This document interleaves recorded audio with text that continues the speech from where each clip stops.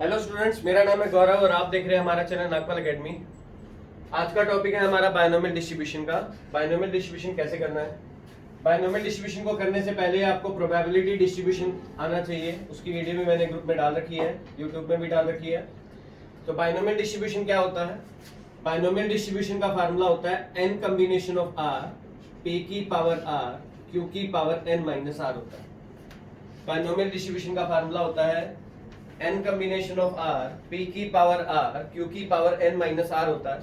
यहाँ पर p का मतलब होता है प्रोबेबिलिटी और q का मतलब होता है नॉट प्रोबेबिलिटी। n का मतलब होता है नंबर ऑफ आइटम्स जो क्योर हो रहे होते हैं। r का मतलब होता है जो हमें फाइंड आउट करना होता है, वो हमारा r होता है। जैसे क्वेश्चन लेता हूं मैं, a coin is toast 10 times. एक कॉइन को 10 टाइम्स टोस्ट किया गया है।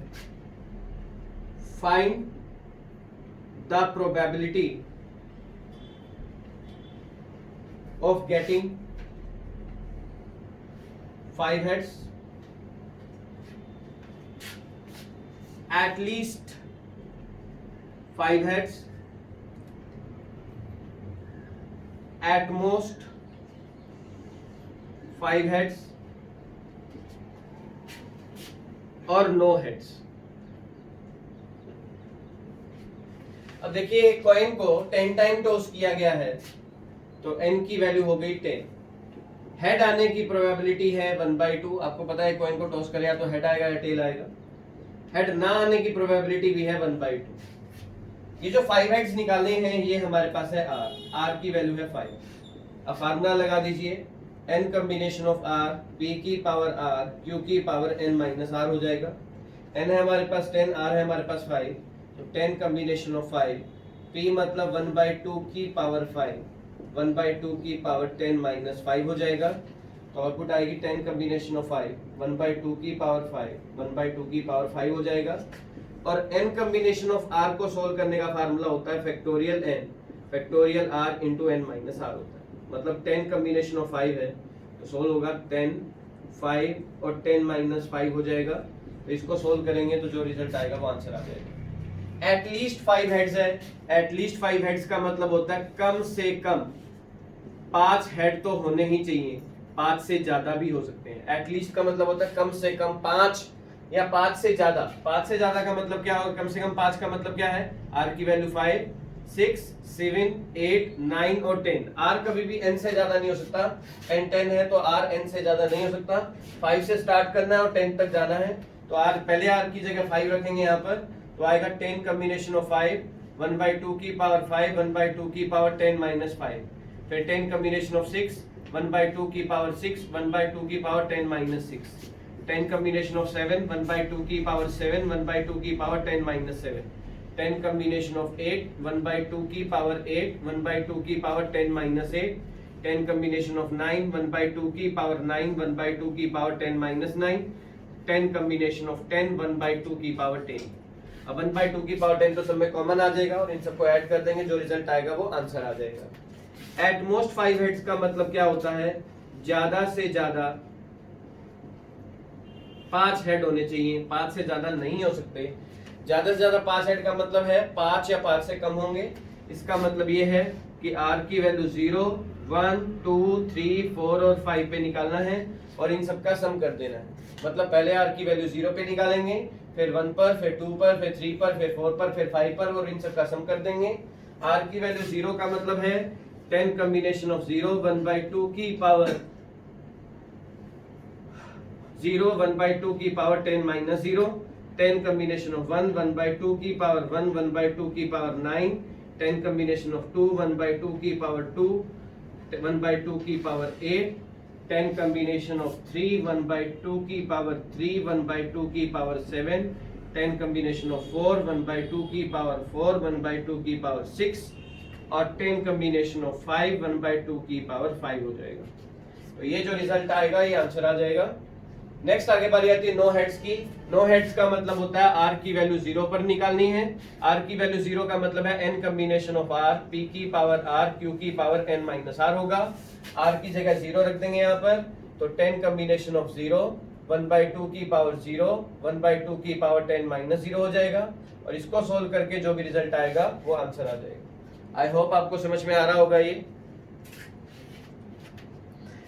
नेक्स्ट, इस बाइनोमियल डिस्ट्रीब्यूशन में जो हम टॉपिक करते हैं जिसका नाम है मीन, वेरिएंस और स्टैंडर्ड डेविएशन। ये मीन, वेरिएंस और स्टैंडर्ड डेविएशन क्या होता है, इनके बेस पे आज क्वेश्चन करते हैं हम। फिर फिटे बाइनोमियल डिस्ट्रीब्यूशन करते हैं हम।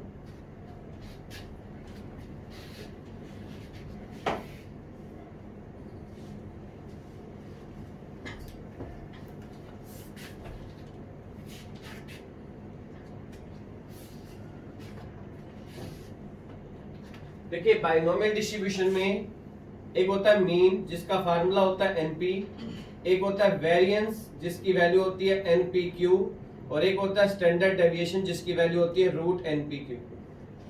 बाइनोमियल डिस्ट्रीब्यूशन में एक मीन होता है जिसको हम एनपी कहते हैं, वेरिएंस जिसको एनपीक्यू, और स्टैंडर्ड डेविएशन जिसको हम कहते हैं रूट एनपीक्यू। इसके बेस पे हम क्वेश्चन करते हैं कुछ। पहला क्वेश्चन है, कहता है find the binomial distribution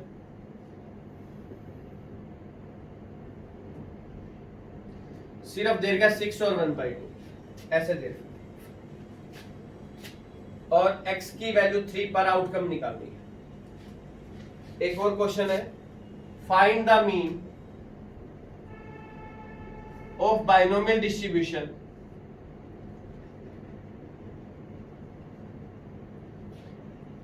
four और 1/3 देगा।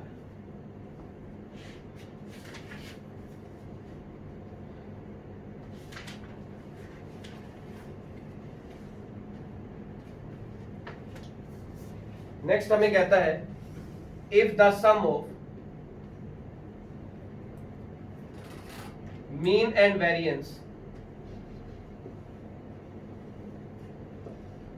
of 5 distribution is of 5 trials in binomial distribution is 4.8, find the distribution।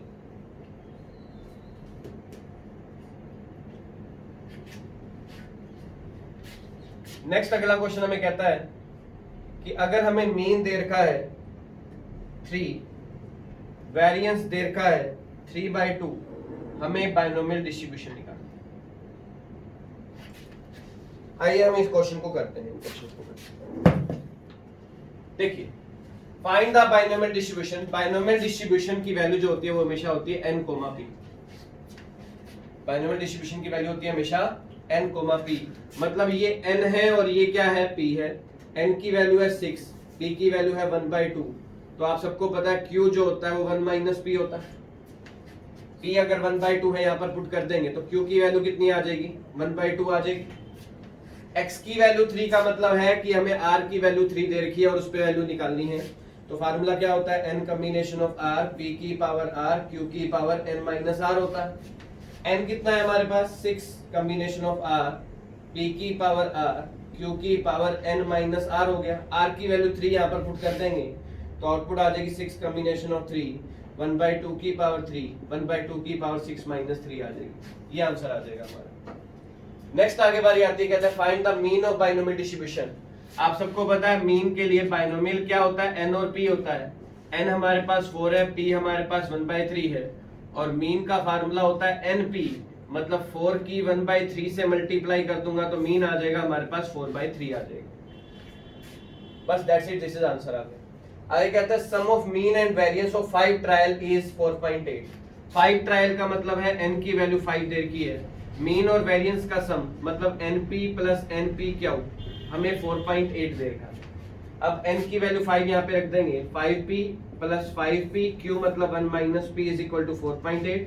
Multiply करेंगे 5p plus 5p minus 5p square is equal to 4.8। ये इधर जाके प्लस हो जाएगा, 5p square minus 10p plus 4.8 is equal to 0 हो जाएगा।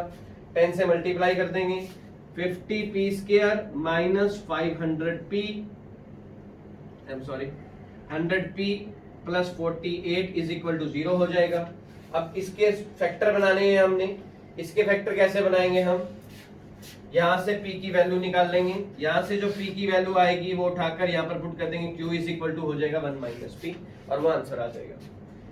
Next आगे हमें कहता है p आ गया, q आ जाएगा, तो फार्मूला क्या होता है? n combination of r, p की पावर r, q की पावर n माइनस r होता है। तो अगर हम यहाँ से p की वैल्यू निकालें तो आई होप आप निकाल लोगे। तो p की और q की और n की वैल्यू 5 और r की वैल्यू की जगह r ही रखेंगे, r हमेशा r ही रहेगा, जो रिजल्ट आएगा वो आंसर आ जाएगा। नेक्स्ट हमें कहता है मीन दे रखा है, वेरिएंस दे रखा है। मीन का मतलब np दे रखा है 3 और वेरिएंस npq कितना दे रखा है 3/2। हमें बायनोमियल डिस्ट्रीब्यूशन निकालनी है।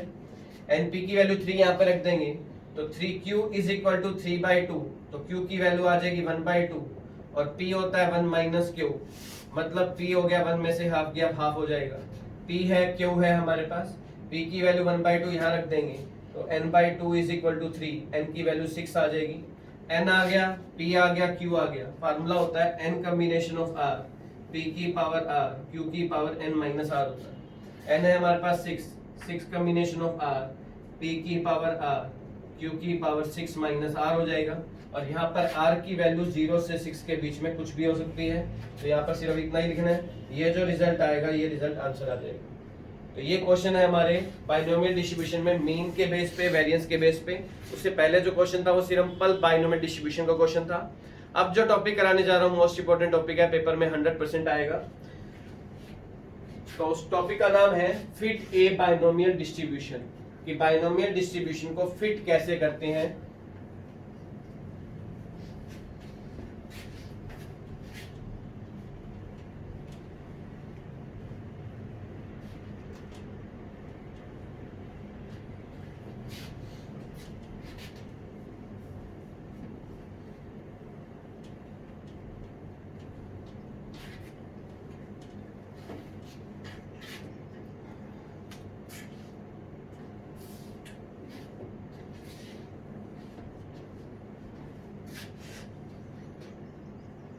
फिट ए बाइनोमियल डिस्ट्रीब्यूशन।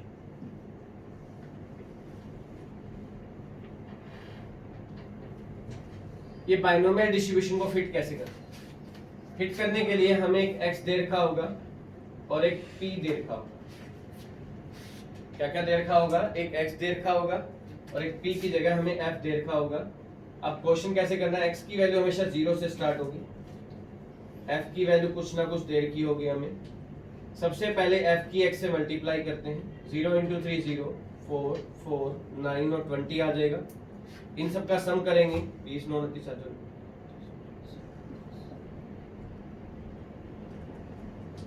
सम कर देंगे। अब जो हमारे पास मीन होता है जिसकी वैल्यू होती है np, वो होता है सिग्मा fx अपॉन में sigma f। n, what is the meaning of n? n क्या होता है? ये 0 से शुरू होता है और n पर खत्म होता है। n हमारे पास 4 है और सिग्मा fx हमारे पास 37 है बटे में 17, p की वैल्यू आ जाएगी 37 बटे में 68 और q आ जाएगा हमारे पास 31/68, क्योंकि q क्या होता है? 1 माइनस p होता है। अब फार्मूला होता है ये सिग्मा f जो होता है ये एक्चुअली में कैपिटल N होता है और फिट ए बाइनोमियल डिस्ट्रीब्यूशन का फार्मूला होता है capital N into n combination of r, p की पावर r, q की पावर n माइनस r होता है। कैपिटल N हमारे पास है 17 और स्मॉल n हमारे पास है 4, तो आउटपुट आ जाएगी 4 कॉम्बिनेशन ऑफ r, p की पावर r और q की पावर n माइनस r आ जाएगी। और यहाँ पर r की जगह एक बार 0, एक बार 1, एक बार 2, एक बार 3 और एक बार 4 रख देंगे। जैसे पहले r की जगह 0 रखा तो आउटपुट आ गई 17, 4 कॉम्बिनेशन ऑफ 0, 37/68 की पावर 0, 31/68 की पावर 4 माइनस 0। फिर यहाँ पर ऐसे ही r की जगह 1, 2, 3 और 4 रखेंगे। इनकी जो आउटपुट आएगी उसको हम कहते हैं फिट ए बाइनोमियल डिस्ट्रीब्यूशन। तो ये हमारा आज का टॉपिक था, फिट ए बाइनोमियल डिस्ट्रीब्यूशन। नेक्स्ट आगे हम करेंगे पॉइजन डिस्ट्रीब्यूशन, उसकी वीडियो में लेके जल्दी हाजिर होऊंगा। Thank you.